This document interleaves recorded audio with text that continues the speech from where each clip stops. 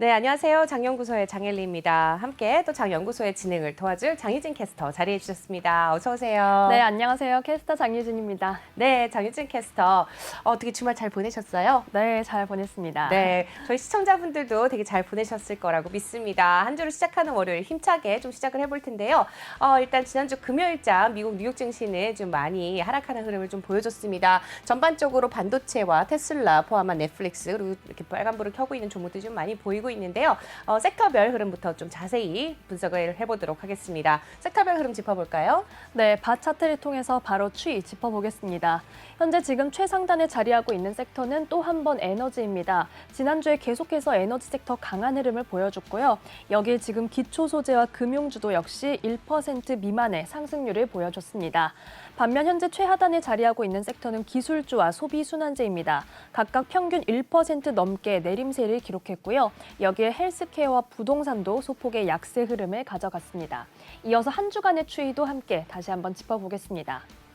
네, 역시 주간 차트에서도 에너지와 금융주가 최상단을 자리하고 있는데요. 현재 에너지는 한 주간 평균 8% 넘게 오르는 굉장히 강한 흐름을 좀 보여줬습니다.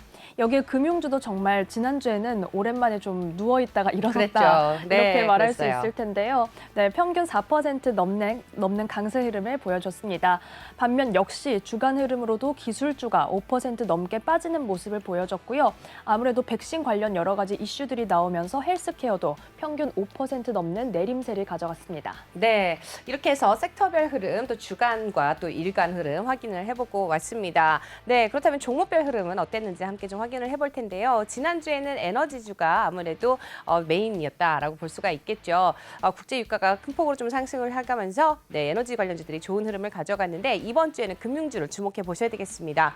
앞서서 말씀드린 것처럼 금융주들 또 우리 금리 인상 이슈와 함께 또 그리고 실적 발표가 나오게 되면서 좀 주목을 받고 있는데요. 우리 금융주부터 살펴볼까요? 네, 현재 살펴보시면 지금 페이팔이 좀 빨간불 강하게 들어와 있지만 주요 은행주들은 초록불 선명하게 켜내고 있는 모습입니다. 오히려 최근에 지금 크레딧 서비스는 좀 소비재와 비슷한 흐름을 가져가는 추이이고요. 우선 한 주간 계속해서 미10년물 국채금리 급등하는 모습을 보였습니다. 지난주 한 주 동안에만 27.1 베이시스 포인트 오르면서 계속해서 1.6 그리고 1.7% 선까지 뚫어내는 모습을 보였는데요. 여기에 주요 은행주들 전반적으로 추이를 짚어보겠습니다. 이번 주부터 또 은행주들의 실적 발표가 시작이 되는데 앞서 앵커님께서 좀 자세한 긍정적인 전망들을 전해주셨습니다. 다만 뱅크 오브 아메리카에 대해서는 지금 오는 19일에 4분기의 실적 발표가 예정이 되어 있는데요. 여기에 지금 소시에트 제너럴은 조금 조심스러운 분석을 내놓기도 했습니다. 금리 상승폭이 크지 않을 것이다 라고 하면서 투자 의견을 매수해서 보유로 낮췄고 또한 목표 주가를 50에서 46달러로 하향을 했는데요. 다만 한 곳의 IB의 분석인 만큼 이 점 유의하셔서 계속해서 신중하게 지켜보셔야겠습니다. 뱅크 오브 아메리카는 금요일장에서 2% 넘게 오르며 49달러 선에 거래를 마쳤습니다. 네, 이렇게 해서 뱅크 오브 아메리카 좀 자세히 살펴보고 오셨습니다. 뱅크 오브 아메리카보다는 아무래도 이제 웰스파고가 조금 더 먼저 실적 발표를 하게 되면서 14일 날 공개를 하는 만큼 좀 더 주목을 해보시면 좋을 것 같은데요. 지금 뱅크 오브 아메리카에 이어서 우리 코인 쪽 해서 코인 시황도 알려주고 있는 코인베이스도 확인을 해봐야 되겠죠? 네, 코인베이스가 주가가 최근에 계속해서 내림세를 기록하고 있습니다. 아무래도 코인 시장이 약세 흐름을 가져가고 있는데 저희가 에너지 시장 얘기를 할 때 카자흐스탄의 현재 반정부 시위에 대해서 말씀드린 적이 있습니다. 그런데 카자흐스탄이 굉장히 비트코인의 주요 채굴국 중 하나이기 때문에 이 점도 역시 코인 시장에 좀 타격을 입히고 있다라는 분석도 나오고 있습니다. 어쨌든 코인 시장 약세 흐름 속에서 현재 코인베이스는 6거래일째 내림세를 기록하고 있는데요. 금요일장에서는 0.71% 내리며 232달러 선에 정규장 거래 마쳤습니다. 네, 이렇게 해서 가장 주목받고 있는 종목 중에 하나죠. 코인베이스의 주가까지 확인해보고 오셨습니다. 바로 이어서 우리 또 기술 섹터들, 또 특히 마이크로소프트 강보합 거래소 마감을 했는데요. 지난주 마이크로소프트 또 확인을 해보죠. 네, 마이크로소프트 살펴보시면 그래도 애플과 마이크로소프트가 함께 좀 강보합권으로 흐름을 가져가면서 네. 다른 기술주, 특히 테슬라랑 이런 종목들과 비교하면 조금 더 선방하는 모습을 보여줬습니다. 여기 지금 마이크로소프트에 대해서 제프 리스가 성장주 밸류에이션 축소 추세에도 현재 투자하기에 계속해서 매력적이다라고 분석을 했는데요. 아무래도 마이크로소프트의 성장 잠재력은 어떤 밸류에이션 하방을 지지할 수 있다. 이런 하방 지지의 가능성이 있다라고 분석을 했습니다. 여기에 투자 의견은 기존의 매수 의견을 유지를 했고요. 목표 주가는 375달러로 제시를 했는데 이번에는 400달러 선으로 상향을 했습니다. 다만 한 가지 주의할 점으로는 올해에는 매출의 성장세가 작년에 비해서 조금은 둔화될 수 있기 때문에 단기적으로는 주의가 필요하다라고 제시를 했는데요. 한편 현재 지금 제프리스에 이어서 크레딧 스위스도 마이크로소프트를 최선호주로 선정했다는 소식도 나와 있습니다. 네, 이렇게 해서 주요 또 대형 은행주들 또 그리고 은행권에서 바라보고 있는 또 우리 마이크로소프트의 주가 확인해 보고 오셨습니다. 네, 제가 은행주에 너무 꽂혀있나 봐요. 그렇죠? 네, 바로 이어서 또 우리 오라클에 대해서 좀 확인을 해보도록 할 텐데요. 오라클 지난주에 좋은 흐름 가져왔습니다. 좀 변동성이 큰 흐름을 보여줬네요. 네, 지금 지난주에 전반적으로 소프트웨어 관련 종목들이 약한 모습을 보여줬습니다. 여기 오라클은 연말부터 전해준 서너 인수 관련해서 아무래도 조금 비용이 많이 나갈 것이다. 현금 지출이 클 것이다라는 전망이 나오면서 주가가 약세 흐름을 지속했는데요. 하지만 금요일장에서는 오랜만에 홀로 이렇게 초록불을 켜내는 강한 흐름 보여줬습니다. 1% 넘게 오르면서 87달러 선에 거래를 마쳤습니다. 모네스가 오라클에 대해서 서너 인수로 주가가 하락했지만 이는 오히려 매수 기회가 형성되고 있는 추세다라고 분석했습니다. 또한 오라클에 대해서는 퀄리티가 우수한 가치주이며 클라우드로의 전환이 현재 성장 동력이 될 수 있고 앞으로 매출과 이익에서 개선세를 보일 수 있다라고 분석했습니다. 투자 의견은 매수, 그리고 기존에 제시했던 126달러의 목표 주가를 유지했습니다. 네, 이렇게 해서 또 오라클에 대한 또 소식도 전해드렸습니다. 바로 이어서 우리 또 커뮤니케이션 서비스 쪽도 함께 확인을 해볼 텐데 지금 강하게 빨간불을 켜고 있네요. T모바일이죠? 맞습니다. 지금 통신주는 조금 엇갈린 흐름을 보여줬는데요. 버라이즌과 AT&T는 소폭의 상승 마감을 한 반면 현재 지금 T모바일이 5% 넘게 크게 탄력이 떨어지는 모습을 보여줬습니다. 지금 4분기에 후불 순 구독자 수가 예상치를 하회했다라는 소식이 전해지면서 아무래도 투자자들 매도세가 거세게 들어오는 모습이었습니다.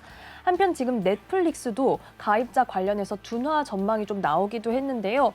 그래서 장기적으로는 보유하기 좋은 종목이지만 단기적으로는 잠시 하방 압력을 받을 것으로 분석되고 있습니다. JP모건이 넷플릭스에 대해서 작년 4분기 성장이 둔화했을 것으로 전망을 했고요. 투자 의견은 비중 확대를 유지했습니다. 다만 목표 주가는 기존에 750달러를 제시했는데 이번에는 725달러 선으로 낮춰 잡았습니다. 4분기 순가입자가 전년 대비 625만 명 증가할 것으로 예상했는데요. 다만 넷플릭스가 가이던스로 850만 명을 제시한 것에 비하면 다소 낮은 수치입니다. 여기 스티플 역시 11월에는 앱 사용량이 저조했다라고 분석을 했는데 아무래도 지금 오징어 게임의 강세가 9월 말부터 좀 시작이 그랬죠. 됐는데요. 네. 그때 너무 올라왔기 때문에 네. 비교적 약했다라고 보는 게 좀 맞을 것 같습니다. 투자 의견은 스티플이 매수로 유지했다는 점도 함께 확인해 보시기 바랍니다. 네, 이렇게 해서 넷플릭스에 대한 분석도 자세히 짚어주셨습니다. 앞서서 글로벌 인사이트에서 가장 선호할 만한 또 5가지 종목 중 탑5 안에 드는 종목이 바로 넷플릭스죠.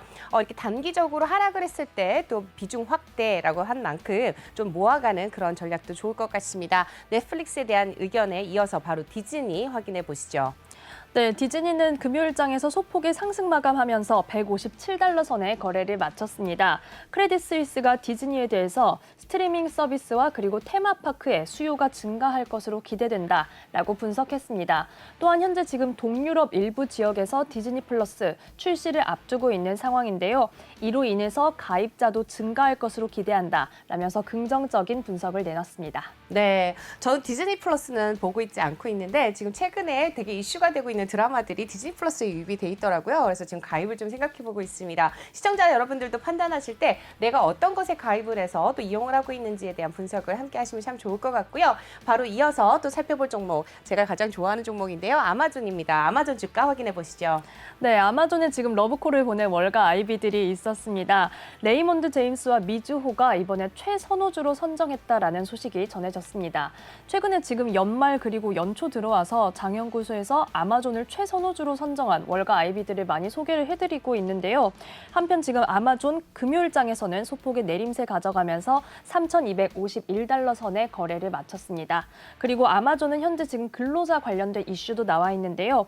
코로나19 확진자에게 지금까지는 유급 휴가를 2주를 줬는데 이번에는 일주일로 좀 축소됐다라는 다소 안타까운 그런 그러네요. 소식도 전해져 있습니다. 네, 휴가 굉장히 중요하죠. 네, 하지만 여러분들 이런 거는 좀 고민해 보셔야 될 것 같습니다. 뉴욕 증시 특히 이제 투자를 하실 때 최근에 달러가 굉장히 강세로 돌아선 만큼 지금 환전을 해서 나중에 차익 실현을 하게 될 경우 환율도 좀 고민을 해보셔야 될 것 같다는 점도 함께 짚어드립니다. 투자 시 참고하시고요. 바로 이어서 테슬라의 주가 확인해 보겠습니다. 네, 테슬라는 금요일장에서 3% 넘게 빠지면서 탄력 잃는 모습 보여줬습니다. 1,026달러 선의 거래를 마쳤는데요. 테슬라는 지금 완전 자율주행 FSD 관련해서 어떤 가격 인상을 예고한 상황입니다. 오는 17일부터 미국에서 FSD, 이 소프트웨어 패키지의 가격을 약 20%가량 인상한다라고 밝혔는데요. 사실 완전 자율주행, 이 기능이 좀 완성이 되어 있는 것인지 미국에서 계속해서 조사에 나섰던 만큼 이번 가격 인상, 그리고 여기에 소비자들이 어떻게 대응하는지도 함께 지켜보셔야겠습니다. 네, 테슬라에 이어서 우리 또 다른 차량이죠. 우버 한번 짚어주시죠. 네, 차량 공유 서비스인 우버에 대해서 제프리스와 리드험이 분석을 네. 내놨는데요.